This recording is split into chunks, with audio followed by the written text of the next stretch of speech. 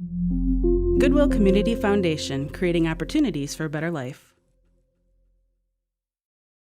When you're working with a multi-page document, sometimes you may want to have more control over exactly how the text flows, and breaks can be very helpful in those cases.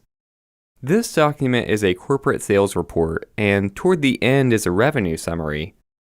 Right now it's getting cut off between pages 3 and 4, and I'd really prefer to have it all on the same page.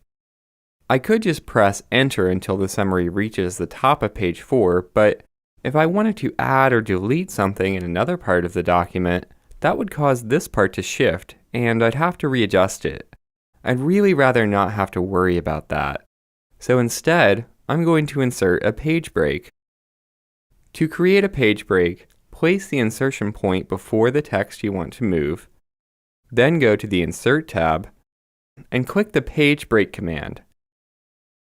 The summary has now been bumped to the next page, and it will stay at the top of the page even if I change something else in the document. You'll find even more options on the Page Layout tab under Breaks. Here you can insert a page break or another type of break depending on what you need. A column break controls the flow of text in a column, while the text wrapping break can help you manage text that's wrapped around an object. Then there are section breaks, which can be used to format different parts of your document independently.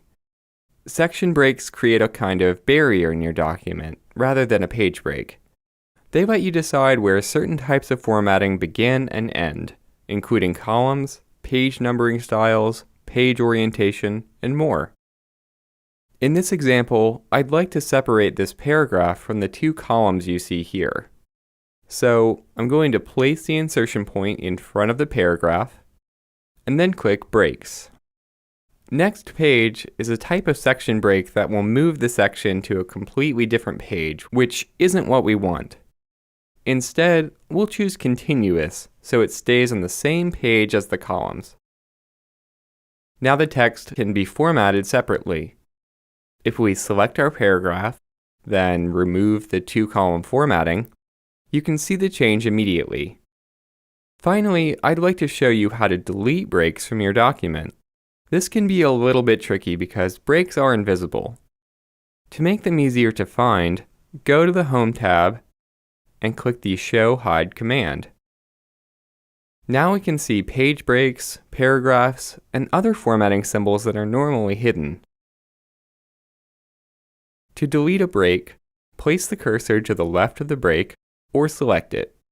Then press Delete on your keyboard and the break will disappear. There are a lot of situations where breaks might come in handy. Now that you know how to use them, you can set up your document exactly the way you want.